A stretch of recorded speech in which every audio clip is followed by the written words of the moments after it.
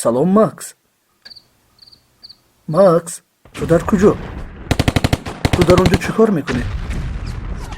ҷанг мекунӣ? барои кӣ? барои парчами якранга? барои чӣ? оё ту медонӣ ки ин кори шахс тарғибот аст? не, тарғибот ин усули қадимтарини назорат аз болои одамон аст. тарғибот ҳамеша вуҷуд дошт, аммо он дар асри 20 боз ҳам машҳур гардид, вақте баъзе аз раҳбарон дар замини ҷанг аҳамияти рӯзномаву радиоро дарк карданд.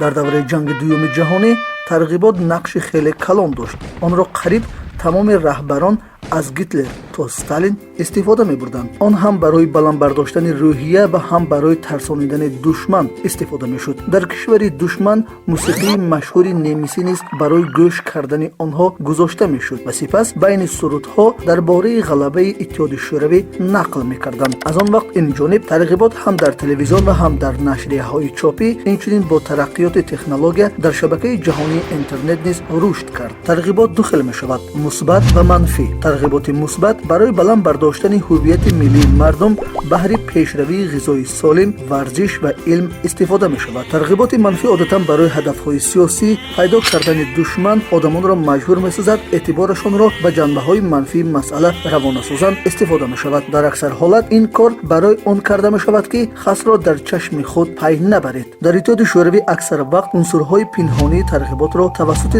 нақлҳои бадеӣ, телевизион ва радио истифода мебурданд. ба одамон дар бораи чизҳои хуби давлатӣ нақл мекарданд ва аз маълумоти нолозим ҳифз менамуданд. ин яке аз мисолҳои истифодаи тарғиботи мусбат аст. инчунин тарғиботи манфӣ вуҷуд дошт ки дар бораи таназзули ғарб мегуфт: ин он чизест ки ҷанги сард ба мо овард. вақте радиои озодии амрико дар Иттиҳоди Шӯравӣ пахш мешуд ва Иттиҳоди Шӯравӣ низ кӯшиш дошт дар Иёлоти Муттаҳидаи Амрико аз ин усул кор бигирад. имрӯз ҳамаи ин унсурҳои тарғибот ба сатҳи нав баромаданд. ба тарғиботшон дигар зарур нест ки ба кӯчаҳо бароянду мавҷҳои радиоро ба лагери душман фиристанд. имрӯз кифоя аст ки дар интернет мавод навишт, навор бардошт ва ҳамаи онро дар шабакаҳои иҷтимоӣ паҳн намуд. фейсбук бештар ба паҳнкунандаи асосии хабарҳо табдил ёфтааст. ютуб бошад роҳи нави ба даст овардани дониши ройгон аст ки метавонад бо мақсадҳои муайян истифода шавад. пас чӣ гуна ин ду намудро аз ҳам ҷудо кард ва қурбони тарғибот нашуд? ҷавоб оддист. якум, ҳангоми тамошои ахбор ба чанд манбаъ муроҷиат намуд ва беҳтараш аз мавқеъҳои гуногун барои дарки моҳияти масъала тавассути тафаккури интиқодӣ. дуюм, ҳамеша ба ҳама гуна хабар шубҳа намуда саволҳои дуруст диҳед. а. ки соҳиби васоити ахбори омма? б. муаллиф кист? в. чаро ин мавзӯъ бардошта шудааст? г. пас аз мутолиаи маводи мазкур шуморо чӣ гуна эҳсосот фаро мегирад?